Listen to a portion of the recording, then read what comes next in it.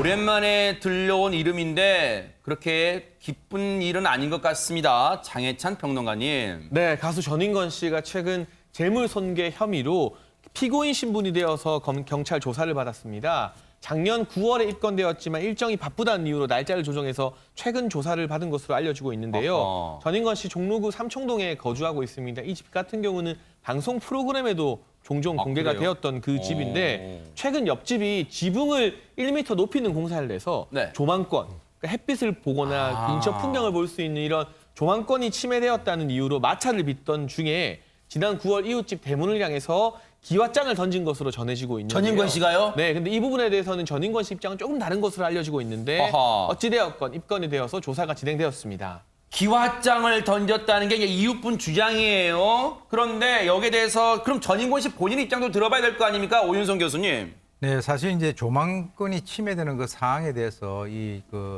바로 이분이 상당히 못 견뎌하는 것 같아요. 그게 이제 전형적으로 동물학적인 측면에서는 행동 영역권이라고 그러는데 이 조망권에 대해서 굉장히 분노하고 있거든요. 그런데 이제 경찰 조사에서 뭐라고 얘기하냐면 나 던진 거 기억이 난다. 그러면서 이제 하나 토를 달았습니다. 그게 돌이 지금 얘기하는 그 기왓장이 아니고 나 돌 던진 것 같은데 이렇게 얘기하면서 네. 아니 기왓장이 갑자기 내 주변에 어디 있냐라고 이렇게 주장을 했다고 합니다. 백성문 변호사님. 아예 기왓장을 던진 일이 없다고 말한 게 아니라 기왓장이 아니라 돌이었다. 뭔가 그럼 던지긴 던졌다는 거네요, 지금. 사실 저도 좀 다소 이해는 안 되는데 일단 일부 혐의를 부인하고 있다는 취지로 생각을 해보면 아마도 이웃집 대문 앞에 기왓장이 하나 깨져 있었을 것 같고요.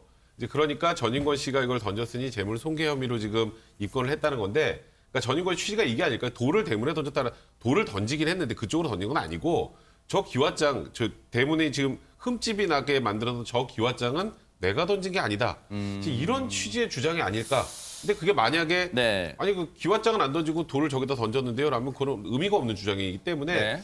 그런 취지의 주장이 아닐까 싶습니다. 그런데 지금까지의 상황은 얼핏 봐서는 전인권 씨에게 조금은 불리하게 전개가 되는 것 같은데 오히려 전인권 씨는 강경한 대응을 예고하고 나섰다면서요, 유인경 평론가님. 본인이 이유 없이 돌인지 기왓장집을 던진 게 아니라는 겁니다. 아하. 이웃집에서 집을 너무 높게 지었는데 본인이 갖고 있는 그 삼청동 집이 전망이 매우 좋은 곳입니다. 뷰가 좋은 곳이에요. 그러니까 그게 굉장히 기쁨이었는데 그게 막혀버리면 짜증이 날 만도 하죠. 그래서 나는 그 이웃이랑 화해도 하지 않았고 네. 지금 아직 화해할 생각도 없다. 이제 분노를 갖고 있고 나 역시 이에 대해서 고소장을 제출해서 대응할 계획이라고 했습니다. 요즘 뭐 집들 개보수 많이 하면서 조망권 싸움이 많기 때문에 아마 법정에서 다툼을 가질 것 같기도 해서 네. 전인권 씨 특유의 히트곡처럼 행진 계속하실 것 같습니다. 네. 그런데 장해찬 평론가님, 이 집이 전인권 씨 집이 방송에도 여러 차례 나올 정도라면 집에 대한 애착이 남다를 것 같긴 합니다. 이 삼청동의 단독주택에서만 60년 정도 거주했다고 그래요? 하거든요.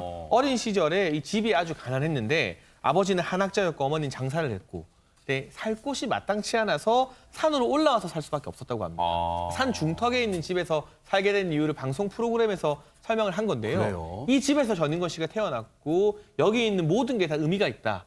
100억을 줘도 안 판다고 하고요. 집주인이 좀 따로 있었던 모양이에요. 근데 30년 전에 집주인이 이 단독주택을 팔자 전인권 씨가 사정사정해서 그 집을 다시 사왔다고 합니다.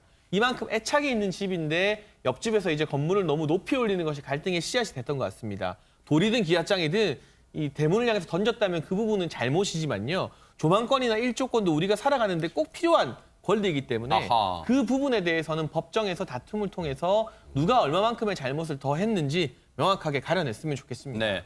근데 백성문 변호사님, 조망권 분쟁은 이 어제 오늘 일도 아니고 비일비재하긴 한데 그런데 이 조망권 분쟁이 여느 조망권 분쟁과 좀 다른 차이점이 좀 있을 수 있을까요? 어떻습니까? 사실 제가 지금 현장을 가본 건 아니기 때문에 네. 일단 지금 옆집에서 한 1m 정도 지붕을 높인 거라고 하는데요.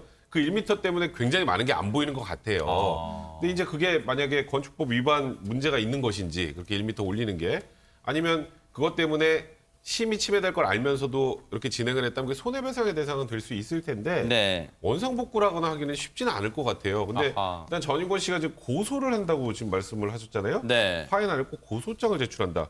근데 이게 어떤 의미의 고소장인지 고소장이라는 건 이 우리가 말하는 민사 소송을 제기하는 게 아니고 형사로 처벌해달라고 하는 거잖아요. 그래요? 이게 어떤 의미인지 그거를 제가 정확하게 파악을 하지 못해서 근데 지금 현재 전인권 씨의 지금 대응하는 방식을 보면 결국은 이 조망권 문제는 지금 말씀하셨던 것처럼 법정으로 갈 가능성이 많지 않을까 싶습니다. 네. 예전에 고대 철학자가 그런 게 있었죠. 누군가 자신을 가리니까 나에게 소원이 있다. 저 햇빛을 가리지 말아달라. 뭐 그런 얘기가 있었습니다. 바로 햇빛, 조망권은 중요하죠. 그런데 과연 이 조망권 분쟁 어떻게 앞으로 전개가 될지 뉴스파이터도 눈 부릅뜨고 지켜보도록 하겠습니다.